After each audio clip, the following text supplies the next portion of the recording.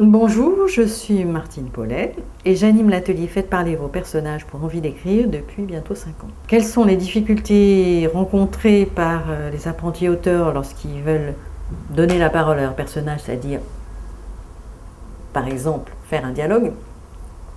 La première chose, lorsqu'on écrit un dialogue, c'est qu'on a tendance à vouloir reproduire la conversation courante, faire une sorte de copier-coller de ce qu'on entend autour de soi. Y compris en ajoutant les les beaufs, les ouais. Et là, ça ne va pas du tout, parce qu'on se rend vite compte qu'on reproduit des sortes de clichés. On croit qu'on va faire vrai, et en fait, on est dans quelque chose de parfaitement banal. Lorsqu'on veut écrire un dialogue, ce qui est important, c'est non pas de faire vrai, mais c'est donner l'illusion du vrai. C'est-à-dire écrire le dialogue, non pas le reproduire, mais l'écrire de manière à ce qu'il ait l'air d'être vrai. Les dialogues doivent servir à quelque chose. Ils ne vont pas nous expliquer ce que fait le personnage. Normalement, si le récit est bien construit, le lecteur comprendra pourquoi le personnage se déplace. Et donc le dialogue devra apporter quelque chose en plus.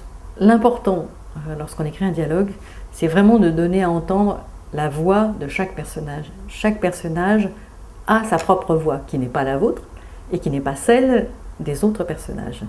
Chaque personnage, il a une façon de parler bien à lui, des tics de langage, des mots, des expressions qu'il privilégie. Bref, il a sa propre voix.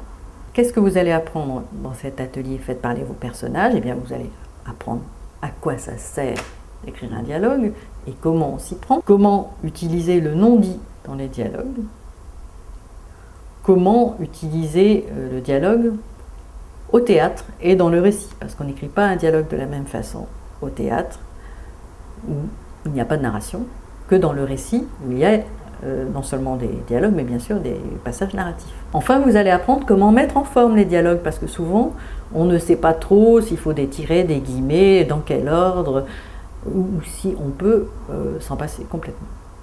Concrètement, comment se passe cet atelier? Je vais vous envoyer différentes séances qui contiennent chacune une part théorique et une part pratique, avec des exercices que vous ferez chez vous.